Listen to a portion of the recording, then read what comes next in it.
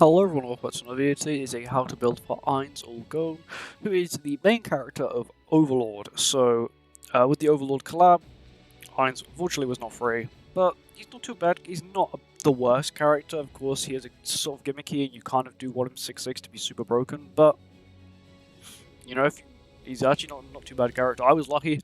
I actually pulled him. I wasn't actually going to pick him from a P, and I pulled him, which was nice. Onto his substats.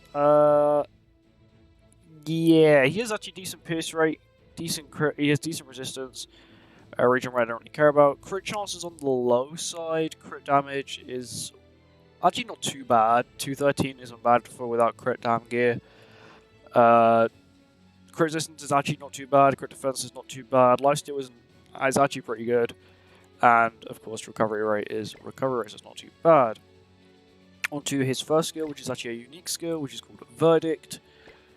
And it inflicts verdict damage equal to 500% of attack on one enemy. Verdict is 40% damage dealt for every death brand on the target. Death brand is a part of his passive, which we'll get into in a second. His other skill is an AoE, which is the same as Valenti's AoE, remove all gauge, lower attack. It's okay, but with, of course, there are some meta characters, or not even meta, just some characters in general that are immune to stat debuff. This isn't really the best debuff skill to have, but overall it's not too bad, especially when you mix that with his passive. And here you have his ultimate as well, which is inflicts verdict damage equal to 650% of attack on one enemy. If the hero is participating in battle in PvP, each death brand on the enemy decreases the enemy's damage dealt and final damage of the enemy's all target ultimate moves by 2%. And once again, it has the same verdict effect on it, so of course it's 40% per death brand. Unfortunately, it's also single target, so he's only really good for like one-shotting, probably tanks and just characters like that. And he has three paragraphs for a passive. Wow. Increase the hero's base stats by 10% for every unknown ally race participating in battle. What I've noticed here is there's a trend with the main characters from these shows always having these 10% basic stat boosts from the race they're a part of, which is the same with AOT and now Ainz as well. When an unknown race ally uses a skill on the enemy, the target is afflicted with a death brand. When the hero inflicts damage on an enemy with 4 death brands effects using a single target attack in PvP, they are afflicted with death sentence, which activates after 1 turn. A death brand decreases the enemy's damage dealt, and all target ultimate moves final damage in PvP. Amount decrease varies based on the ultimate levels, taxed up to 4 times. Which means I'm pretty sure 6/6 is like 7% per debuff, so you lower their damage dealt by like 28%, which is pretty good.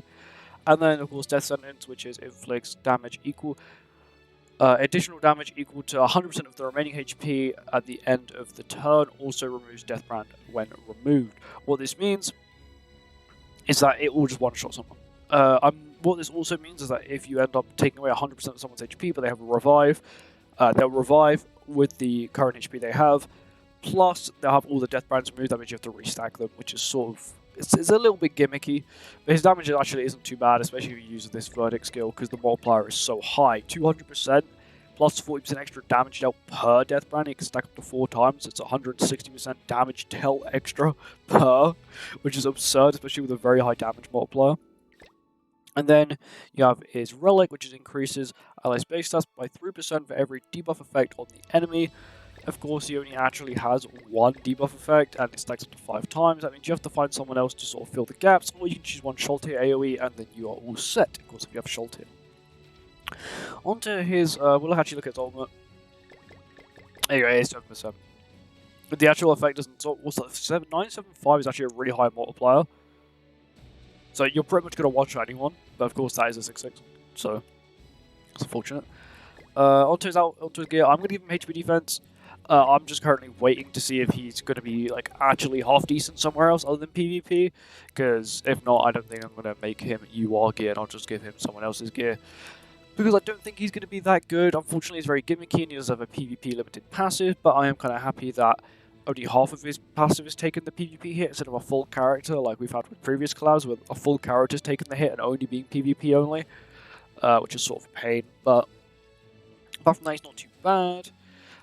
His outfits, of course, you've got the free one from the current event, and then these 2 paid ones. This one actually looks sick. Actually, I like both his outfits. They both look sick. This is from the free event, and then of course you've got these 2 paid ones, and then this one's from the free event, which I haven't got yet, and then you have the 2 paid ones, and then of course it's Relic, which doesn't actually give him. It actually gives him the lowest stats of all the collab relics. 340 attack and 250 defense. It's not the best when you compare it to Shelter and Albedo's like 400 plus attack. And because of that, I think he's probably got one of the lowest. His CC's like the 3rd highest, Shelter being the 2nd highest, and of course Albedo being the highest by quite a large margin. But he looks cool. The Relic, if you've seen the show, you know what his Relic is, and I kind of like how they've done that. It seems really cool. I really do like that.